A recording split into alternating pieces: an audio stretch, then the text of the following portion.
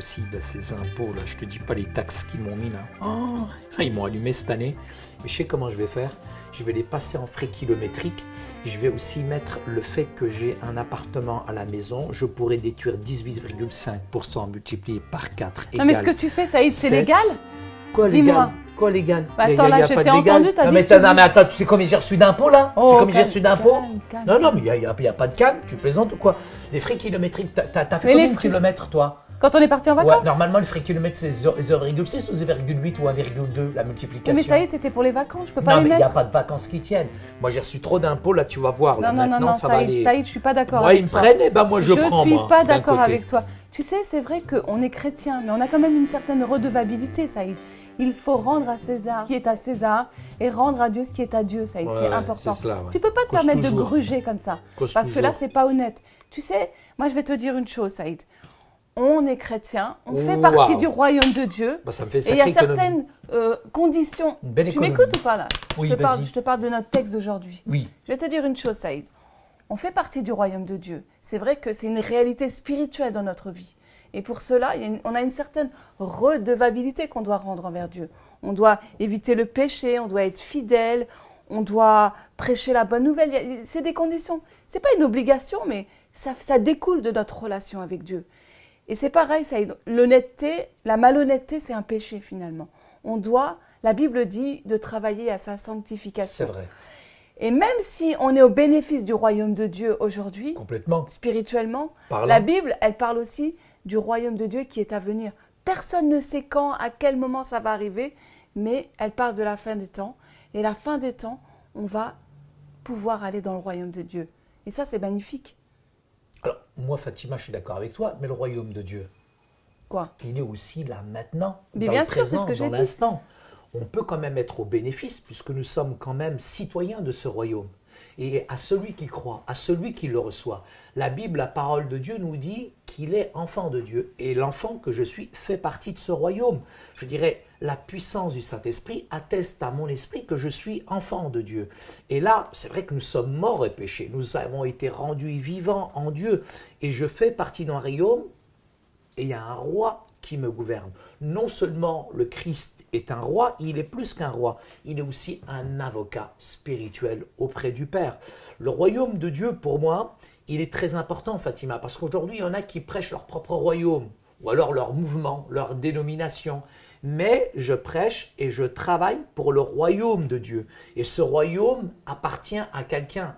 Notre roi est couronné, ça c'est un chant, mais c'est plus qu'un chant, c'est aussi une vérité qui est prophétique. Puisque Jésus, il est plus qu'un prophète, il nous a aussi donné plus que sa parole, il s'est rendu vivant et nous appartenons aujourd'hui à un royaume qui nous dépasse. Ce royaume-là, Fatima, il est extraordinaire. Il n'est pas juste après la mort, mais le royaume, il commence aussi sur terre. Tu sais, souvent on parle du royaume de Dieu, mais on oublie qu'il y a un roi. Et ce roi, on doit lui faire confiance. Amen. On doit aussi répondre à certaines exigences, celle de lui obéir, celle de l'adorer, lui seul, parce qu'il est notre roi, ça a aidé, on ne doit pas l'oublier. On doit non seulement le prier, on doit aussi le découvrir au travers de la parole de Dieu, et on doit aussi le refléter Christ. Tu sais pourquoi? Parce que nous sommes ses ambassadeurs sur la terre. Dans l'aspect, Fatima, du royaume, il y a ce qu'on appelle, je dirais, le déjà, le maintenant, l'instant présent, mais il y a ce royaume aussi qui est à venir. Et le royaume de Dieu comporte aussi des bénéfices, bien sûr, mais aussi des exigences. Et ces bénéfices seront quand même éternels. Je dirais être dans la présence de Dieu toute l'éternité, c'est quand même quelque chose d'extraordinaire. Dans ce royaume, il n'y aura plus de larmes, il n'y aura plus de pleurs, il n'y aura plus de douleurs, il n'y aura plus de maladies, il n'y aura plus de mort. Et là, nous allons enfin voir aussi la justice de Dieu. Et ce roi-là va accomplir, va achever. Nous allons rentrer dans ce repos éternel qu'on appelle en quelque part le Shabbat, le sabbat. Et nous serons libres, je dirais, dans le royaume de Dieu. Il n'y aura plus, je dirais, cette occasion de travailler, d'être dans la douleur. Non, nous serons vraiment dans la présence de l'Esprit, dans la présence de Dieu. Il n'y aura plus de barrière éternelle. Et ce roi-là, ce qui est intéressant, c'est qu'il va vraiment nous faire connaître pleinement la dimension de Dieu. Et moi, j'ai qu'une envie, j'ai qu'une espérance, j'ai vraiment cette motivation, je dirais, à l'intérieur de moi, c'est qu'un jour, je verrai Dieu face à face et je vais pleinement rentrer finalement dans le royaume de Dieu. Ce royaume, c'est vrai, je l'attends, il est dans l'attente et je suis un peu dans l'expectative, je dirais, de ce jour qui sera glorieux. Et quand ce jour viendra, Fatima, crois-moi que ça sera la plus belle des rencontres. Nos vies, c'est vrai, sont faites d'exigences et parfois nous avons tellement de difficultés, nous hésitons à accomplir tellement de choses, mais là, il y a une chose qui est importante, c'est que je vis pour Dieu et pleinement en lui et ce royaume, je l'attends avec espérance. Et ce qui est important aussi, Saïd, c'est qu'on fait ça dans la liberté. Et je me souviens quand on était à l'église l'autre dimanche, j'ai pris des notes et je vais te lire quelque chose. Quand il a prêché sur le royaume de Dieu, c'était très intéressant, c'était le pasteur Patrick. Et en fait, ça m'a inspirée parce qu'en fait, je me suis aperçue que quand on est chrétien, on est poussé à vivre comme Dieu nous le demande. Oui. Parce que tu as parlé du royaume et on doit se soumettre en fait au roi. Et on doit faire ça dans la liberté et dans la joie. Ça ne doit pas être une contrainte. Parce qu'on a pris le mot exigence et dans le mot exigence, il y a exigeant.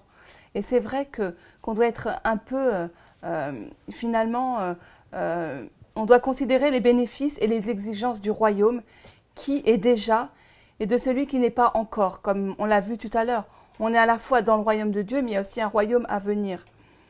Et on doit se rappeler que notre roi est grand et bienveillant.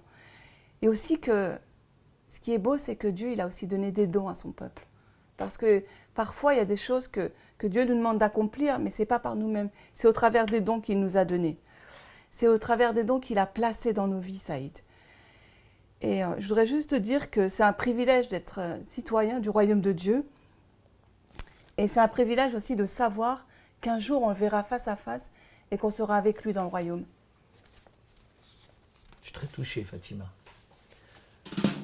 Comme tout royaume, le royaume de Dieu comporte bien sûr, Fatima, comme tu l'as dit, en résumé, des bénéfices, mais aussi des exigences.